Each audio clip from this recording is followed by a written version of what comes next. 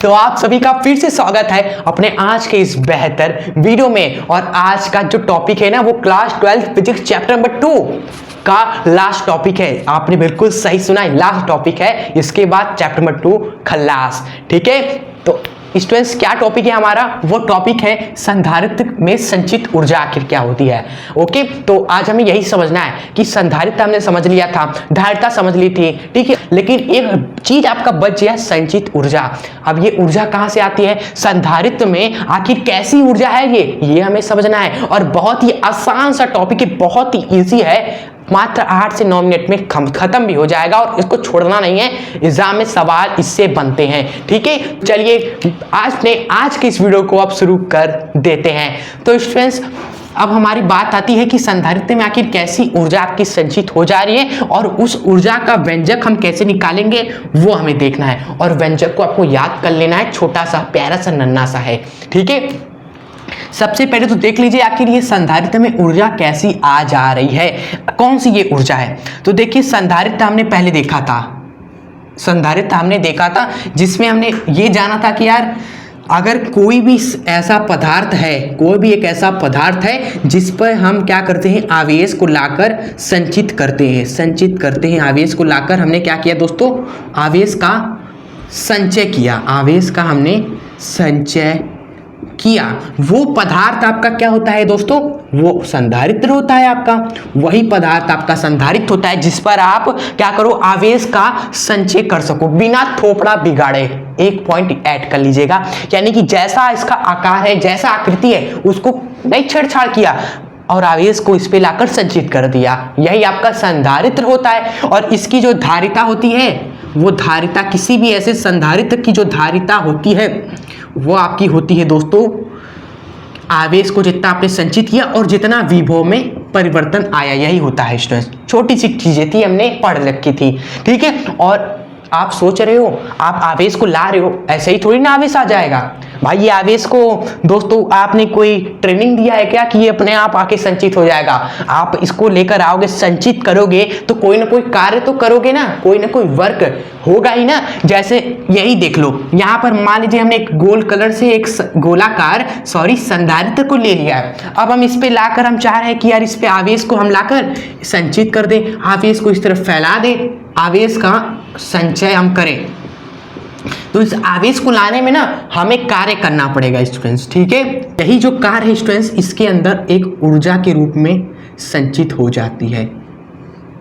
बस जो हम कार्य कर रहे हैं आवेश को इस पे संचित करने का, वही कार्य दोस्तों इसके अंदर, इस संधारित्र के अंदर संचय हो जा रहा है ऊर्जा के रूप में, और वही दोस्तों होती है संधारित्र की संचित ऊर्जा। तो ये रहा क्या है आखिर ये ऊर्जा कैसे आ रही है वो हमने समझ लिया। जरा रिलेट करिए, क्लास 11 में आपने एक चीज देखा होगा कि अगर कोई वस्तु को हम क्या करें, h ऊंचाई ऊपर लेकर आए, ठीक है, तो इसके अंदर दोस्तों स्थितिज ऊर्जा आ जा रही थी mgh। आपको इतना तो पता ही होगा, स्थितिज ऊर्जा mgh जब h ऊंचाई वस्तु को ऊपर लाते थे कैसे आ जाती थी, क्योंकि आप कार्य कर रहे हो भाई, आप वर्क कर रहे हो उसको ऊपर लाने में, जो वर्क हुआ वही स्थितिज ऊर्जा के रूप में आ गई। यहां पर भी जो कार्य आपने किया वही ऊर्जा के रूप में संचित हो गई। बस वही हमने लिख भी दिया है, लिखने वाली चीजें आप खुद ही लिख लोगे, इसको आपको बिल्कुल नहीं रट्टा लगाना है, कुछ भी नहीं रट्टा लगाना है। जितना भी डेरिवेशन हो खुद से स्टार्टिंग में लिखने वाली चीजें आप खुद से ही लिखे, 5, 6 लाइन 7 लाइन जितना आपको समझ के आप लिख पा रहे हैं। ठीक है, जैसे हमने लिखा है यहाँ पर कि मान लीजिए दोस्तों यह आपका क्या है, सी धारिता का संधारित्र है आपका, जिस पर हम Q आवेश को संचित करते हैं। और संचित करने में दोस्तों इसी प्रक्रम में जो हम कार्य कर रहे हैं वही ऊर्जा के रूप में इसमें संचित हो जा रहा है। ठीक है, अब यही ऊर्जा हमें निकालनी है। बस क्या है, कुछ है नहीं है, बहुत ही आसान है, बस ये ऊर्जा हमें निकालनी है जो इसमें संचित हो जा रही है। तो यहाँ पर आइए फटाफट ये संचित ऊर्जा निकाल लेते, फिर टॉपिक तो आपका खत्म, चैप्टर भी खत्म। संचित ऊर्जा निकालनी है बस बस बस बस बस। और बाकी चीज़ों को जरा यहाँ से इरेज करते हैं। पहले तो जो आपकी संचित ऊर्जा अब आएगी ना, वह इस फॉर्मूले से आएगी। संचित ऊर्जा का एक फॉर्मूला आपका बन जाएगा, क्योंकि संचित ऊर्जा क्या है दोस्तों, एक कार्य ही है, जो हम कार्य कर रहे हैं वही ऊर्जा आपकी बन जा रही है। और यही कार्य आपका बराबर हो जाएगा दोस्तों आवेश, जो आप आवेश को संचित कर रहे हो वह गुणे में औसत विभव। बस औसत विभव। ठीक है, बस यही आपको करना है। आवेश जो हम संचित कर रहे हैं वह क्या है दोस्तों, Q है। और औसत विभव का क्या मतलब है, देखिए शुरुआत में क्या है दोस्तों, शुरुआत में यहाँ पर आप साइड में लिख दीजिएगा, ज्ञात है शुरुआत में जो विभव है दोस्तों, प्रारंभिक विभव, प्रारंभ में। तो प्रारंभ में दोस्तों इसके अंदर कोई विभव था ना, कोई आवेश था शुरुआत में, ना कोई विभव था, प्रारंभ में विभव 0 था। लेकिन जब आवेश को हमने संचित कर दिया तब दोस्तों अंतिम लास्ट में जो आपका विभव होगा वो आपका 0 नहीं, कुछ ना कुछ हो जाएगा, मान लेते हैं V। ठीक है, तो शुरुआत में 0 है, अंतिम में V है, मतलब कि विभव आपका दोस्तों इस तरीके से बढ़ रहा है, धीरे धीरे धीरे धीरे बढ़ा। और जब हमने Q आवेश को संचित कर दिया तब विभव आपका V हुआ। मतलब कि आपका जो विभव है ना वह कांस्टेंट नहीं है, कांस्टेंट नहीं है, नियत नहीं है, वो धीरे धीरे धीरे धीरे बढ़ रहा है। तो ऐसे केस में हम विभव का क्या लेंगे, औसत मान लेंगे। जैसे दो लोग हैं, एक आपका 10 किलो का है, दूसरा आपका 5 किलो का है, तो औसत भार क्या होगा, दोनों का जोड़ के आधा कर दोगे। तो यहाँ पर विभव एक तरफ 0 है और एक तरफ विभव आपका दोस्तों V है, तो आप क्या करोगे, दोनों को जोड़कर आधा कर दोगे। ठीक है, तो बस यही करना है आपको। औसत विभव हो जाएगा V + 0/2। क्लियर है, बस खत्म, आपका व्यंजक आ चुका है आपके सामने, आंखों के सामने आ जाएगा। क्या आपका दोस्तों संचित ऊर्जा, Q का Q रहेगा, V आपका यहाँ पर आएगा और बटे में 2 हाफ है तो हाफ लिख दिया हमने, ये आपका व्यंजक आ गया। स्टूडेंट्स कितना आसान था, यहाँ पर आप एग्जाम में छोड़ दीजिएगा, आपका समाप्त। अगर डेरिवेशन आया तो इतना करके छोड़ दीजिए, लेकिन आपको और आगे सीखना है। इस फॉर्मूले को 2-3 रूप में और लिखा जा सकता है, तो वो 2-3 रूप क्या है, कैसे इसी चीज को निचोड़ कर दोस्तों हम एक आध और फॉर्मूला बना सकते हैं, वो आपको देखना है। क्योंकि मैथ वाले स्टूडेंट से यार क्रिएटिविटी हमारी चलती रहेगी। हम क्या कर सकते हैं यहाँ पर दोस्तों, आप सोचो इस फॉर्मूले में Q है और V है, तो यहाँ से हम क्या कर सकते हैं, पहला काम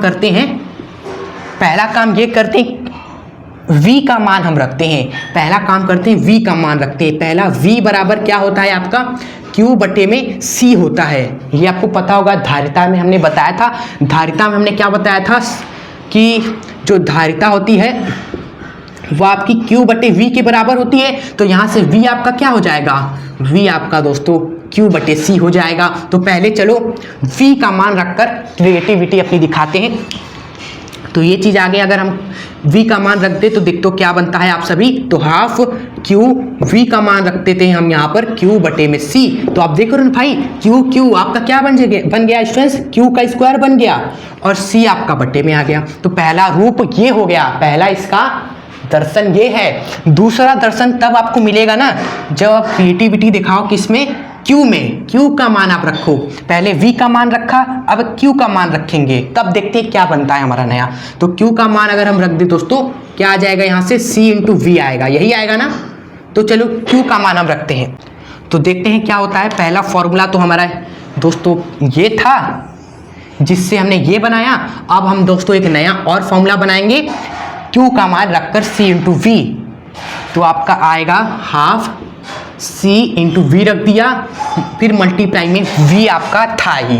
क्लियर, तो यहाँ से आप एक चीज देखोगे, ये तो हाफ CV मतलब कि CV का आपका स्क्वायर हो जाएगा। तो एक और फॉर्मूला आपके सामने आ गया।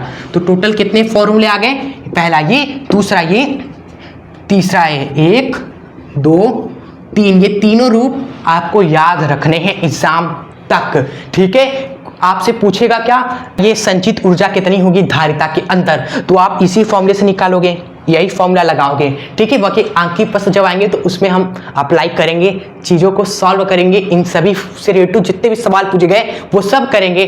बस इंतजार करिए, आने ही वाली है वीडियो। और प्लेलिस्ट आप जाकर क्लास 12 फिजिक्स में भी चेक कर सकते हैं, चीज़ें बेहतरीन तरीके से इंपॉर्टेंट टॉपिक्स कवर कराएंगे, फ्लो में मज़ा आ जाएगा अगर आप प्लेलिस्ट को फॉलो करके अपनी पढ़ाई बेहतरीन तरीके से करेंगे। तो स्टूडेंट्स आज की वीडियो को यही पर एंड करते हैं। अगर आपको पसंद आई हो, कॉन्सेप्ट क्लियर हुआ हो, व्यंजक क्लियर हुआ हो और इसके 3 रूप भी समझ में आए हो, तो आप इस वीडियो को लाइक भी जरूर करिएगा जाने से पहले। एंड दोस्त मित्र यारों को प्लीज शेयर भी जरूर करें ताकि हर एक के पास हमारी ये वीडियो पहुंच पाए। ठीक है, वैसे बहुत ही गर्मी हो चुकी है, वाह, ये धारिता भी हमारे पास है, काम देता है थोड़ा हवा लेने के लिए। चलिए आपसे मिलेंगे नेक्स्ट वीडियो के साथ, तब तक के लिए जय हिंद, वंदे मातरम।